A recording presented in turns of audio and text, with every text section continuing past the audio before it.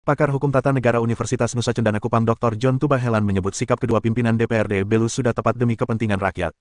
Hal itu disampaikan John Tubahelan mengingat dampak hukum yang sangat besar jika kedua pimpinan DPRD yakni Ketua DPRD Belu Jeremias Maneksaran Junior dan Wakil Ketua 2 DPRD Belu Ciprianus Temu ikut menyetujui pinjaman daerah yang direncanakan oleh pemerintah daerah Belu sebesar Rp150 miliar itu. Disampaikan John Tubahelan, pinjaman daerah perlu mempertimbangkan kemampuan daerah untuk membayar yang bersumber dari pendapatan asli daerah.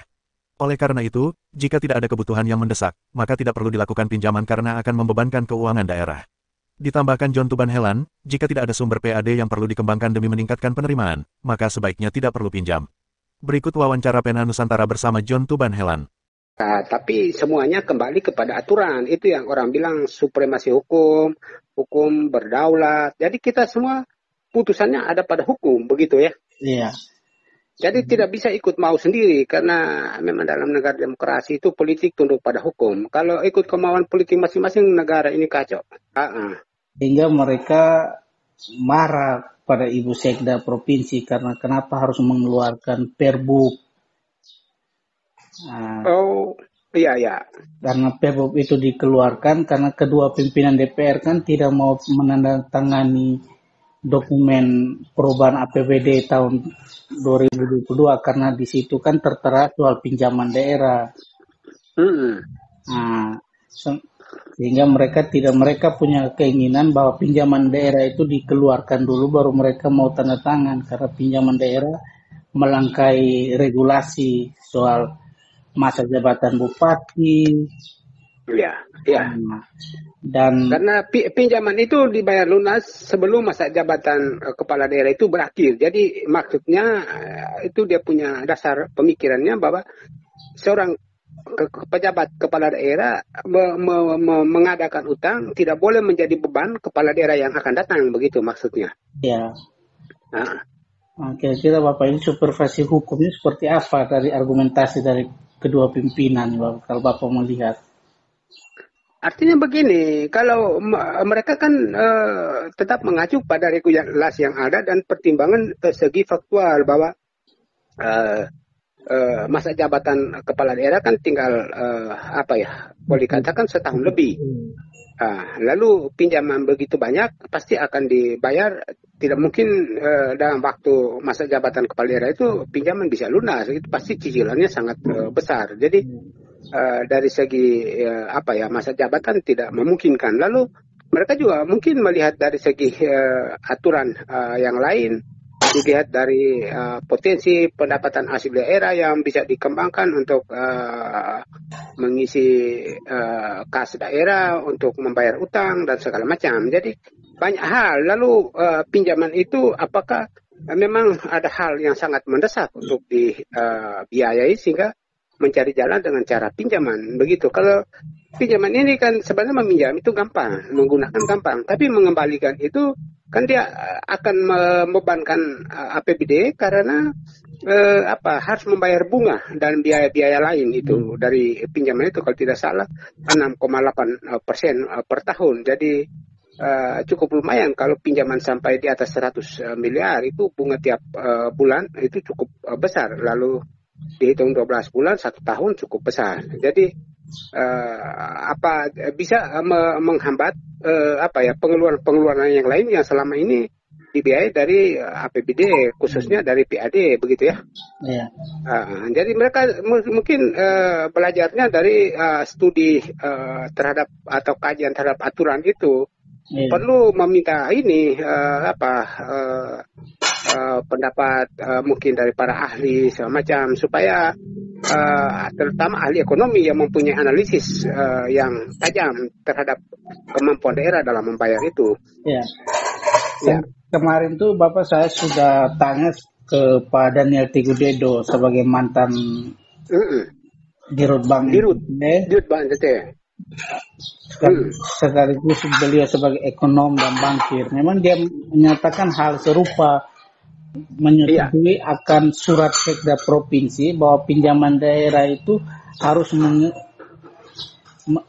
melihat dengan regulasi, dan dia membenarkan soal surat Sekda NTT itu, Bapak. Tapi banyak penafsiran beda lagi dari beberapa DPR yang Iya, mendukung soal pinjaman daerah. Dalam tanda kutip kita tidak tahu ya Bapak ya.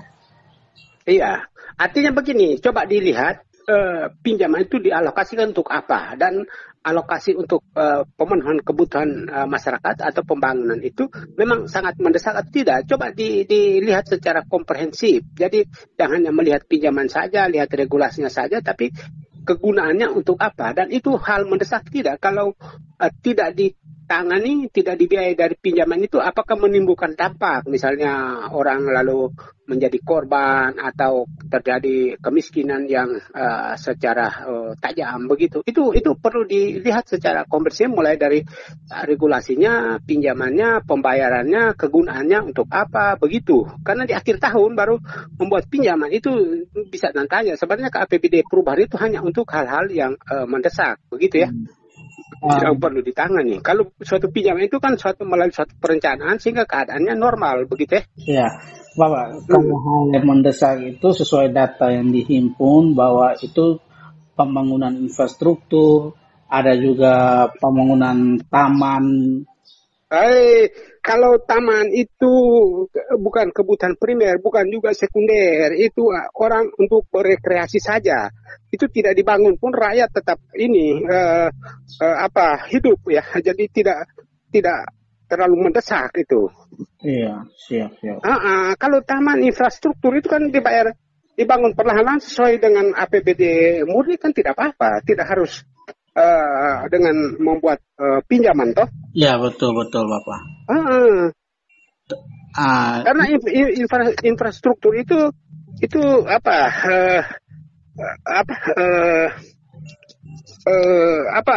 kebutuhan boleh dikatakan konsumtif bukan produktif. Iya. Jadi misalnya membangun jalan hot mix, bangun jalan hot mix. Ya, mungkin untuk kebutuhan masyarakat ya yang selama ini terisolasi bisa teratasi.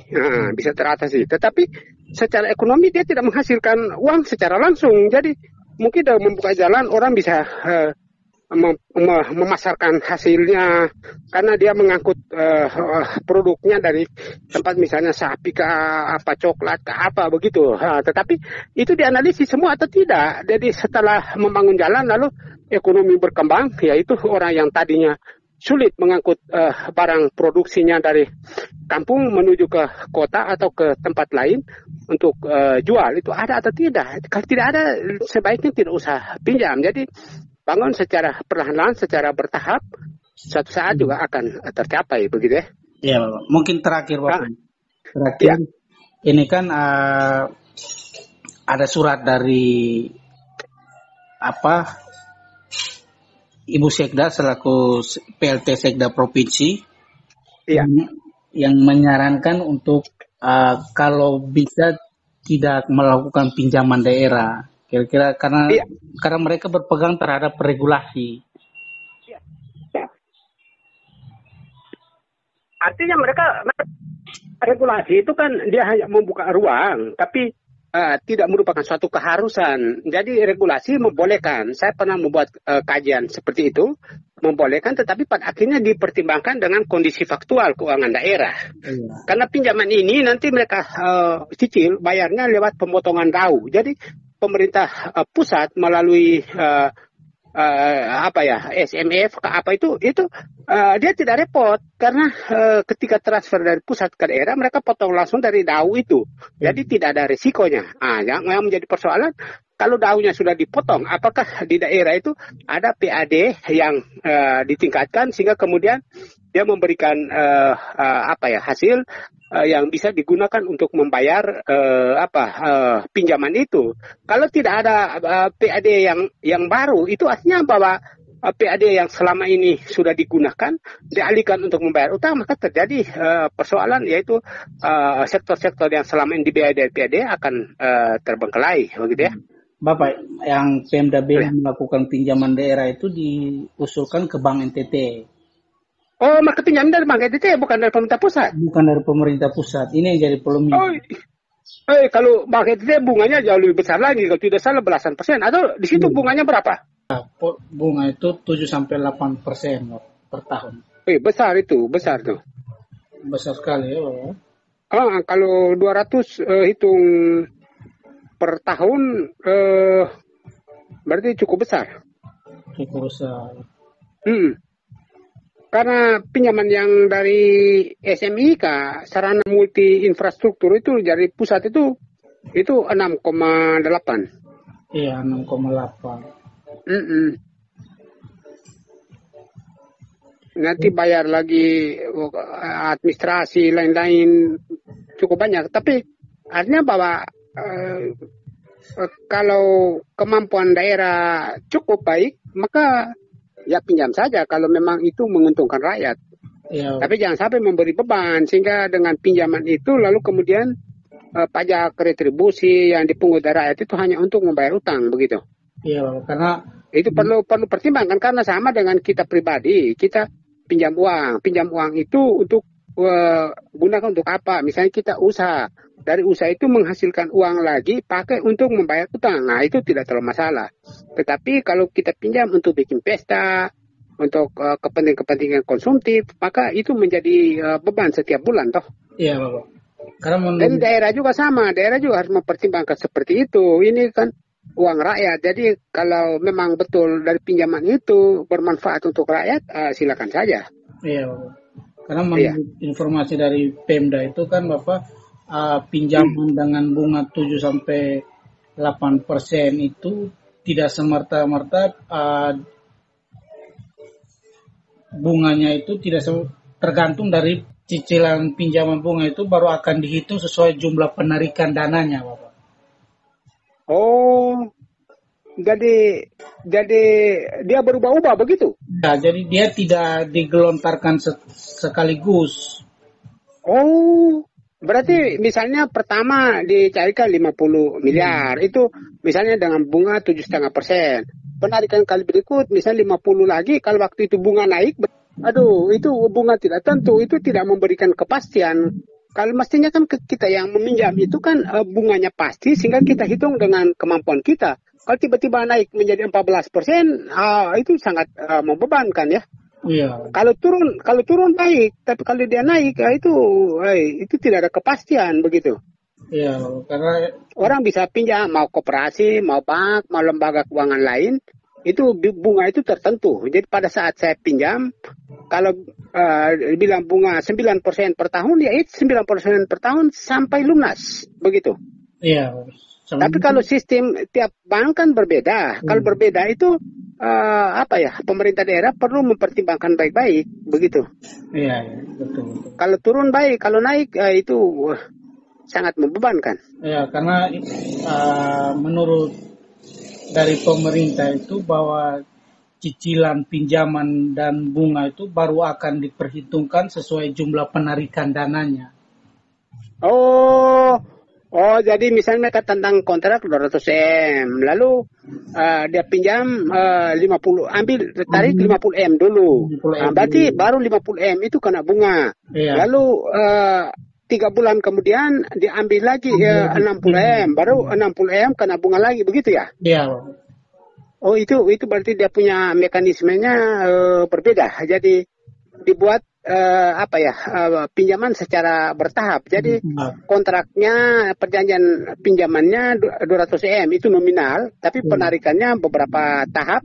Jadi tahap pertama berapa bunga dari jumlah itu, nanti tahap kedua berapa dan seterusnya. Kalau itu mungkin baik juga, hanya pada saat penarikan dikenakan bunga itu dia bisa naik bisa juga turun. Iya. Sesuai dengan harga bunga pasar pada waktu itu. Betul. Itu artinya boleh saja. Baik Bapak, mungkin itu saja. Oke. Ya, semoga bermanfaat untuk rakyat lah. Karena di daerah lain itu betul-betul menjadi beban karena mereka yang sudah pinjam itu. Iya. Siap. Dari Atambua, tim PNTV melaporkan.